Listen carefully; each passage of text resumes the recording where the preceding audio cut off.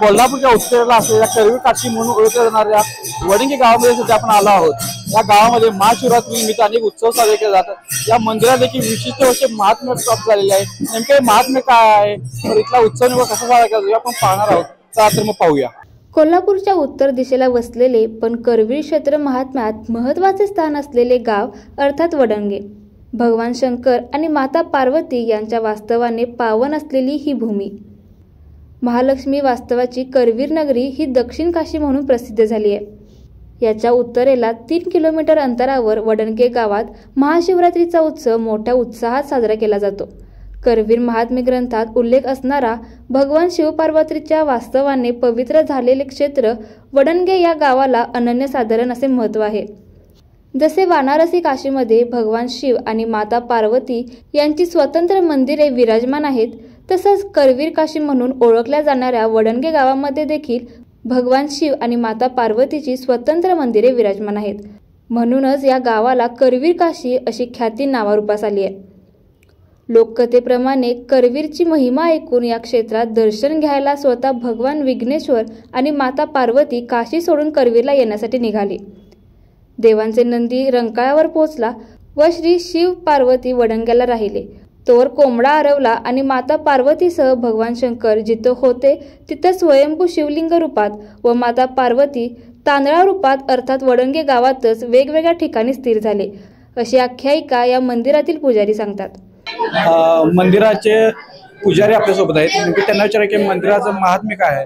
अशी दंतकथा सांगितली जाते की शंकर आणि पार्वती पृथ्वीचे भ्रमण करीत असता ह्या वडंगे मुक्कामी आलेत आणि पार्वती तिथं गावाच्या बाहेर थांबल्या आणि शंकर काही कामानिमित्त गावामध्ये आलेत।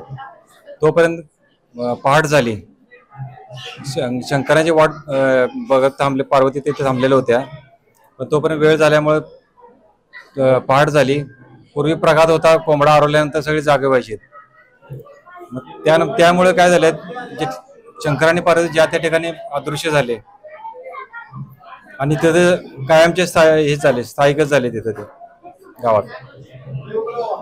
आणि त्यामुळे या स्थानाला महत्व प्राप्त झाले, कायमचं वास्तव्य झालं इथं शंकर आणि पार्वती।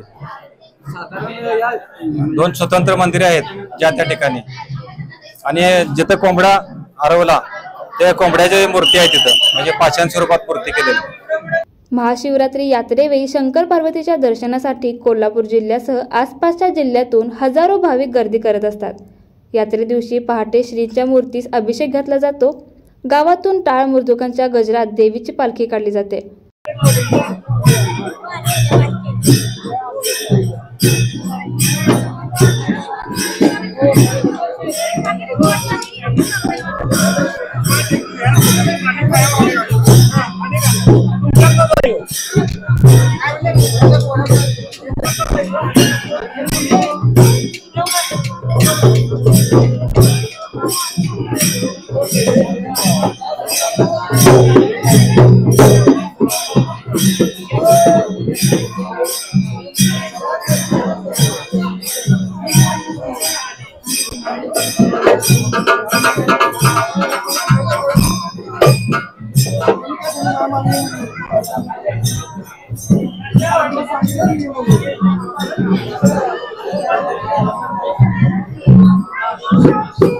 पालखीला खांदा देण्याचा मान परंपरेने बराळे, गुरव, दिंडे, सकपा, चेचर, माने, सासणे, जंगम, कुसाळे यांना दिला जातो।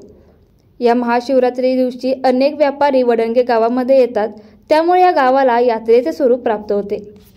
तर पाहिलं आपण की वडंगे गावाला हा शिव पार्वती मंदिराचा एक पुरातन इतिहास लाभलेला आहे। नेमकं या गावाला करवीर काशी का म्हटलं जाते हे देखील आपण पाहिलेलं आहे।